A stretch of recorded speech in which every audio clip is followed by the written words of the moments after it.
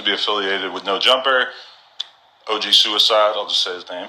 He did a little video where he spoke on me and No Jumper. I just want to do a quick reaction so that I don't have to talk about it on Tuesday. Here's the timeline. This is not even like a reaction or a thing where this isn't even like me giving my opinion. This is just me breaking down the situation as I see it. So, maybe 2 years ago or a year and a half ago, OG Suicide, who is AD's homie, big homie, if you will, and that's how I know him, is because he used to come through the office a good amount, like just to kick it with AD or whatever. I do an interview with him. Very, very good interview. Insanely sad. You know, he's like the adoption stuff. He tried to, crazy interview. Like one of the craziest ones I ever did. After we get done the interview, he says that he wants to get into doing YouTube. He wants to talk to people. He wants to do content. I told him that the spot that we were in at that time would not be a good fit for that because we didn't have enough room, but that we were trying to upgrade, and that once we got into a new spot, if we had additional studio time, that we would be happy to let him use the space. Once we get into a new space, we said, okay, you can use it. I did this for two reasons. One, because I was moved by his interview. Two, because AD, someone that I cared about / still care about in some sort of hypothetical alternate reality. So we let him use the space, and that was fine. You know, he did a bunch of interviews for like the last 8 or 9 months, if I'm not mistaken. Mostly sitting down with different people from the No Jumper universe, brought in some other people from his own universe, that sort of thing. And it was fine. To be honest, the channel never got enough views for the channel to be monetized, you know? Because I think, like, that was part of what I told him, is I was like, well, I'm not going to put your stuff on the main channel, or actually I told him I would put, like, the first 5 episodes on the main channel to sort of get the ball rolling for you, and that then we'll start a channel, and we'll help you run it and stuff, and if we can get it monetized, we'll split the revenue. That being said, it never got to the point where we could even monetize it, so no money was ever earned by this channel, right? So fast forward to, and just for the record, I consider this to be probably one of the most selfless things that I've ever done as a content creator. I've never just like, you know, I've given people shows on my channel that earn money for the channel, right? But I've never just like given somebody, you know, free studio time, my employees' time, my editor's time, all of this thing, like all these different things that realistically, if I had to guess, including like the employee time, the studio time, I mean, this is like, we're talking $10,000-$15,000 worth of like time and employee time and studio time, you know, like just renting a studio space, $100 an hour, $150 an hour, I think is pretty standard to rent a studio space. Probably not 100, probably more than 100. Anyway, we let him do that for like 8-9 months. As I said, it wasn't getting monetized. Episodes are averaging about 500 views. So my suspicions were kind of confirmed that the content would not have done well on the No Jumper channel. But again, you know, he was always a cool guy to us and stuff. So we just kind of, we're letting him rock, letting him use the studio on our downtime. And then there was like 2 little awkward things over the course of the past couple months. There was one day where I was doing interviews. I had like 2 interviews lined up, and they ended up both going a little late. So I was like 2 hours behind, you know? So like if the interviews were supposed to be done at 4, they didn't get done until 6. OG Suicide was there. He was waiting. He was supposed to interview somebody. And he didn't say anything to me, but I could kind of like feel the vibe. And then I guess he said some stuff to some of the other employees that was a little weird. But I mean, let's be real. If you're getting free studio time just out of the goodness of our heart, and I'm in here doing interviews that are going to get, you know, hundreds of thousands or maybe millions of views, these are the things that literally pay the employees, keep the lights on. That's a different thing. That's, you know, you got to respect that. You can't think that your interview is just going to start on time when I'm doing interviews that realistically are paying the bills and they're going late. Okay, that's obvious. So I wasn't really feeling that. Felt like that was a little awkward. And then the other thing was that he asked me to borrow money. And that was awkward to me, to be honest.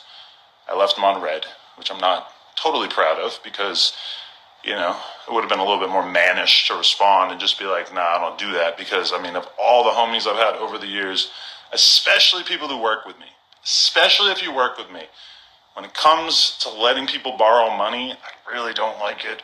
Because if you work for me and I'm letting you borrow money, I just feel like it puts us in kind of a weird spot where I don't want to be bugging you, and I don't want, and to be honest, like a lot of times with talent and stuff, it's kind of like, listen, if they need to borrow money here and there, you let them borrow money once, and then you just, that's good, because then you don't really have to do it again, or if they ask you again, it's like, well, bro, I already let you borrow money, so it's kind of, whatever. But either way, when he asked me that, I'm like thinking in my head, I'm like, well, I'm already letting you use the fucking studio space and all this shit.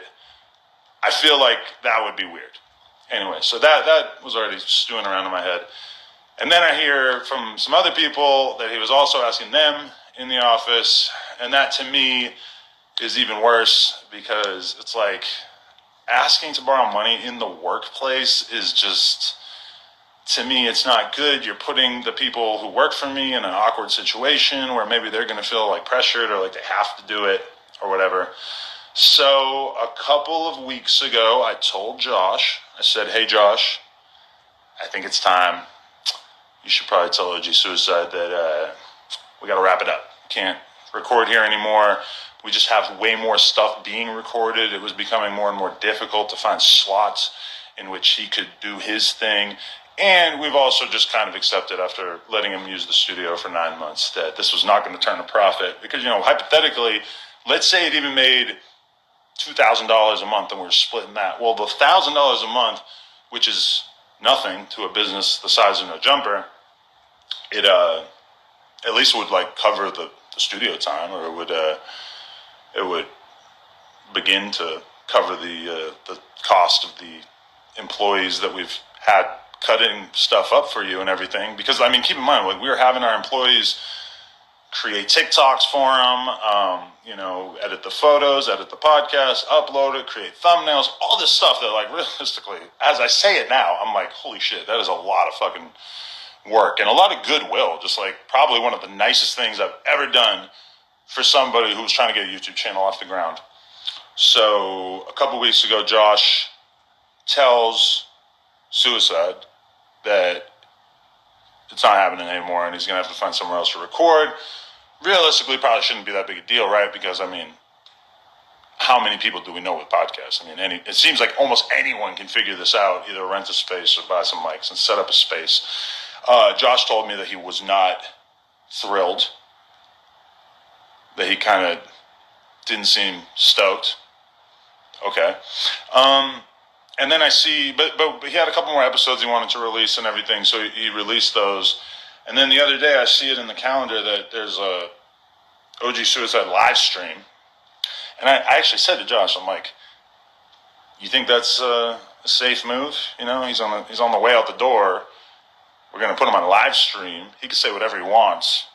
Not that there's anything, like, you know, in particular that he would be able to say, or that, you know, we were worried about him saying, but I was just like, you sure that's a good idea? Josh told me, he gave me his word that he wasn't going to talk any shit or anything. Okay. So then, this is the funny thing, is you guys have probably all seen the video that he put out. I have not seen it. It was like 25 minutes. I'm like, I'm not watching this shit. But he put out a video where I guess he threatened to beat me with a chair or something. I don't know. As soon as I heard that, I was like, I'm not watching this shit. But I guess he just, in general, just didn't really seem like he was thankful or appreciative of the fact that we allowed him to use the spot for a ton of time, and, you know, let him hang out with everybody, helped him get connections with different people. You know, I know some of the interviews, the bigger name interviews they had on his channel were because Laura helped connect him to certain people or reached out to people on his behalf, everything like that. So yeah, that's why, like, earlier today I was thinking about it, and I put the quote, what is it? No good deed shall go unpunished. Because I was thinking about it, and I was thinking about how so many times as a content creator, I've basically just, like, given people opportunities, people who are not really in a position where they had a lot of opportunities coming in. And somehow, whenever I do that, bad things always come from it. I mean, and this goes back to like the very, very beginning of my business career or whatever. Like I remember there was a shoe company that this guy I know owned, and he told me, he goes like, you got to be really careful who you do something nice for. I'm like, what are you talking about?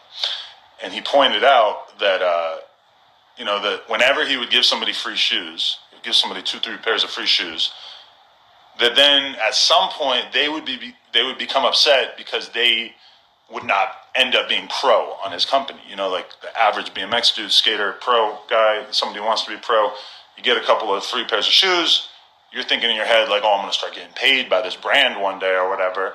And, he would always have the problem that he would give somebody 3 pairs of free shoes, and then when they decided to leave and they wanted to go start buying some different shoes, or they got sponsored by a different brand, they would always throw some shade on the way out. They would always like kind of hate or like act like he was sort of fucked up or whatever. And it's just this weird, consistent thing. And obviously, anybody who's watching this, you're probably thinking, well, Adam, that sounds a lot like the guys who left your channel earlier this year. You read my mind. Yeah.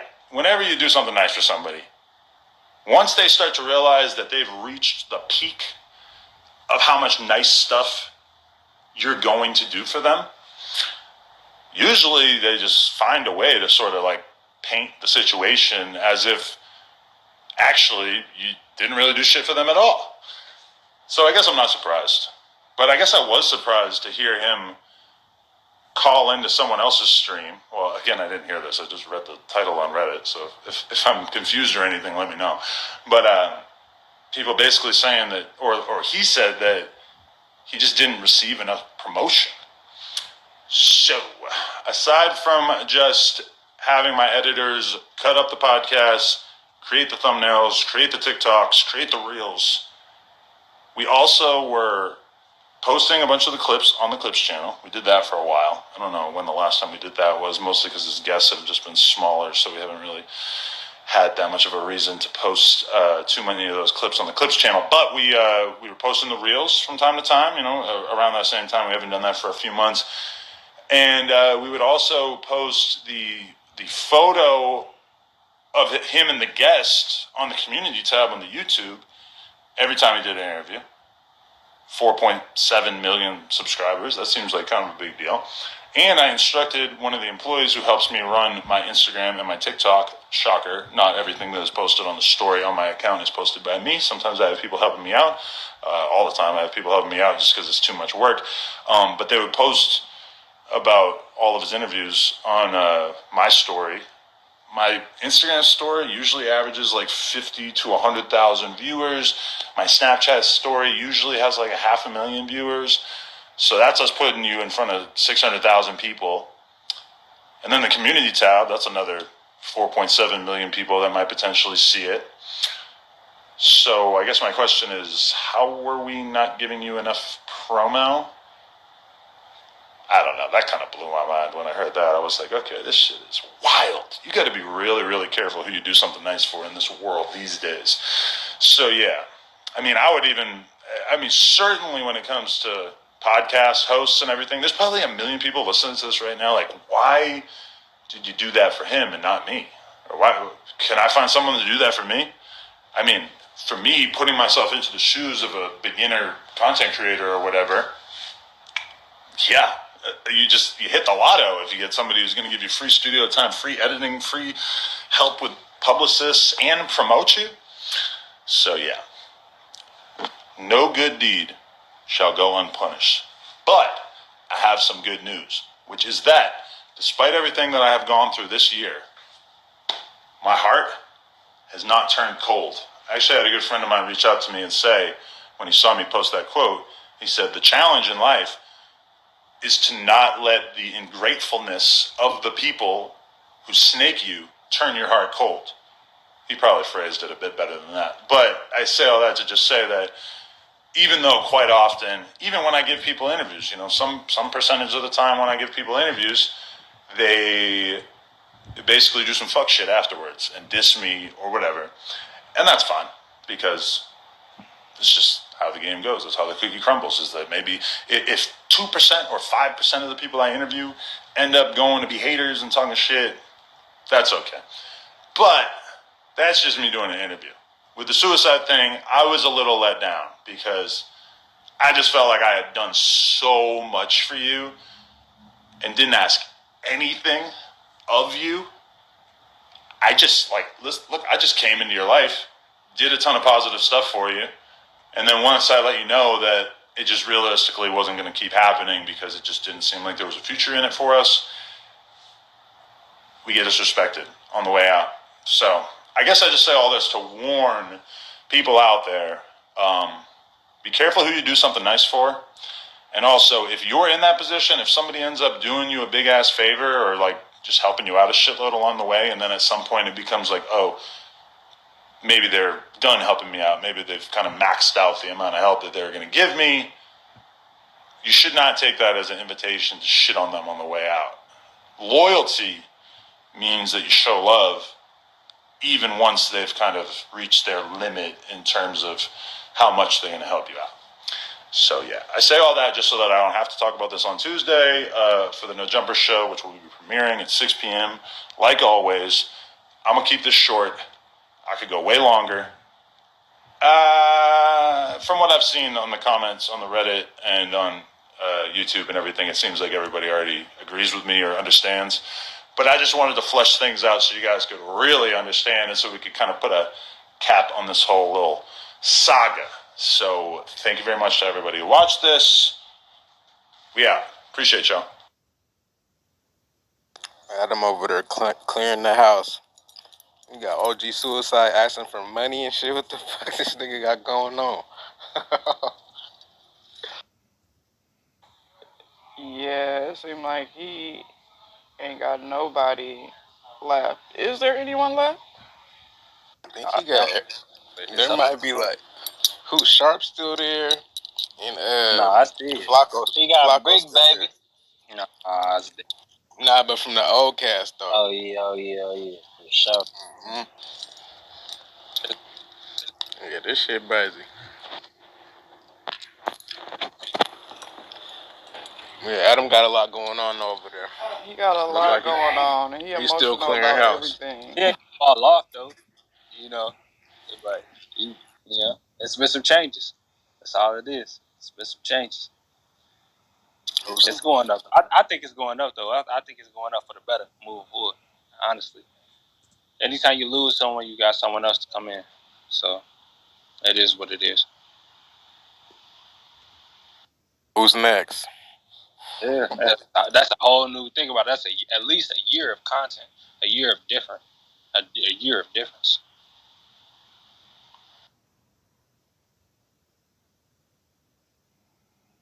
You can't complain with that. Well, he said that him and Wack show is doing double the numbers the other people. Oh yeah, that's the best show he had that year. Right. So maybe he lost them. He doing this damn thing with Wack. He don't even need them. Him and Wack going crazy. Right. That's a good concept by itself because both of them niggas could talk. For that, throw in who I think old Crip Mac and the other little dude, Brick Baby, they be mad. They be mad. You know, them niggas be over there, they be over there mapping it out. And I come in that motherfucker, it's like, wow, you want to go up? Man, fuck that script. Turn the cameras on. Thugging this shit. I'll freestyle everything, nigga. We on Clubhouse, nigga. Let's go. Like it is. Fuck it. They be like, you don't notice? It's probably the end. You see Adam start looking at his phone. I don't even let him start with none of that shit. Fuck all that shit. Mm-hmm. Adam, what's up? You let a black nigga stretch your white pussy out? What's going on, bro? The rest of the extras. Yeah. You see, I had that white boy there. I said, you don't like black people. You come in here and move the black chair, the black mic over there with the white boy.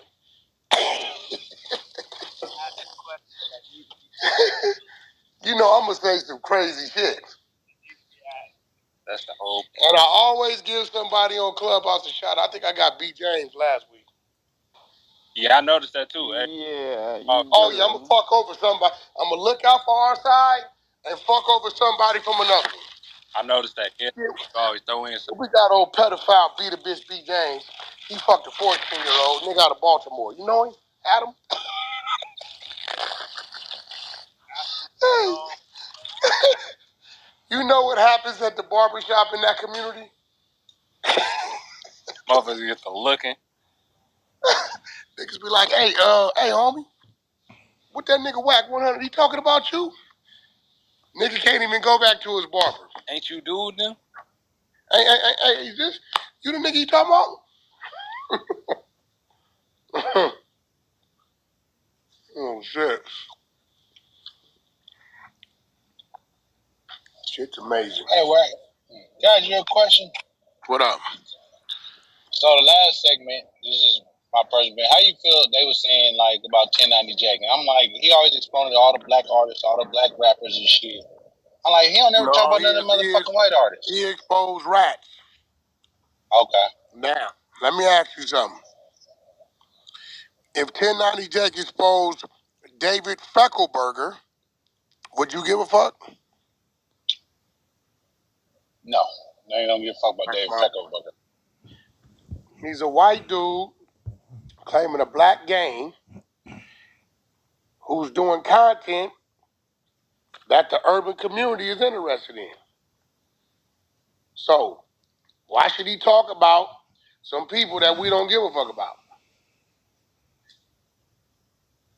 I mean, yeah, from the content standpoint and shit, I get it. I hear you. I mean, that's what he doing, bro. The nigga told you he was broke before he went to jail. He told you how much money he making. He making that because we watch it. And we watch it because he's talking about people we got interest in.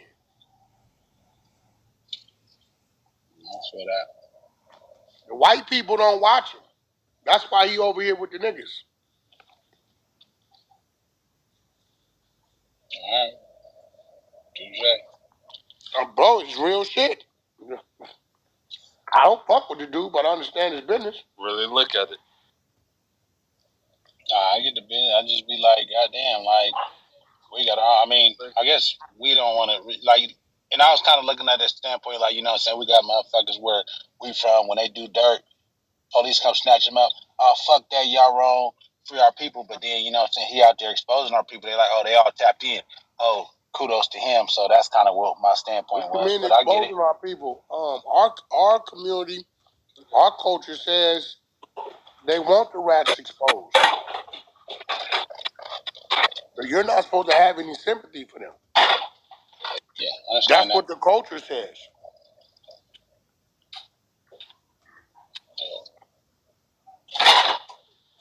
Right? I get it. So, yeah. Nah, don't shoot the messenger. I get it 100%. No, I'm just, right? Bro, I'm just answering your question. Because you was going over there with the, why the white boy always exposing the black man? Well, the black man violated, and the black people don't want to hear the white boy talk about white people. Yeah. It's real shit. All right. I mean, if he exposed David Feckelberger, you know damn well you ain't gonna. Nah, niggas don't give a fuck. For sure. Now, it takes us to tune in to hear him do what he does. He's doing something right. What is he doing right? He's talking about the shit that we want to hear him talk about. Yeah. Well, just for my time here, I look at it like shit. I'd rather hear from a Mickey Truth than a motherfucking 1090 Jake. But that's just me personally, because that's, you know what I'm saying. You know what I'm saying. How do you know about Mickey Truth? From being here on the Hunter side and following the program and tapping into what she's doing. So how do you really know about Mickey Truth? From here on Clubhouse, from dealing with this, and you know. Did you ever hear academics talk about Mickey Truth? Yes, I did hear him. You heard her mention on No Jumper? Yes, 100%. So that means I'm doing my motherfucking job, right? Absolutely. Okay. Absolutely. So the complaints you got, I'm doing what I'm supposed to do. I'm giving people another option. Absolutely, yeah, I agree, 100%. And I'd rather hear that from my people than She from gonna do like from all them. the black women. She gonna say, "You ain't did shit for me, nigga. It was God. God made it happen." You know how these black women do, bro. Not all black Yeah. women. God, I was destined. Yeah, that was crazy. I heard that. Like, what is she talking about?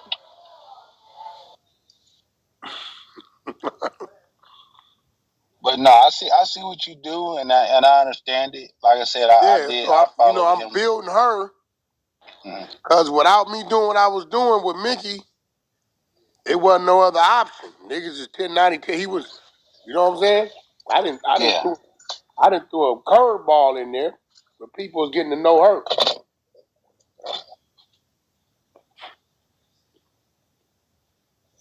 You know. and I was there when you told her, like, don't mention that motherfucker when I'm promoting you. Don't promote him, which I understand that Yeah. 100%. And my whole standpoint is just I'd rather get my news from my people than somebody else. That's Now why I said people what I may said call to her. me, yeah, they might see like, oh nah, Shiver, you tripping? Like, nah, I really believe that. Like, I want to get my news because I'm gonna trust my people versus them. I ain't forget what happened. Not ain't not tapping into the old Yo, shit, but I I don't mean to hey, cut you off, homie, but we got to stick to the schedule. for Y'all, sure. if y'all active, hit that link at the top. We about to go to late night. Appreciate y'all for rocking with the big beehive on the Hunter side. Whoop whoop.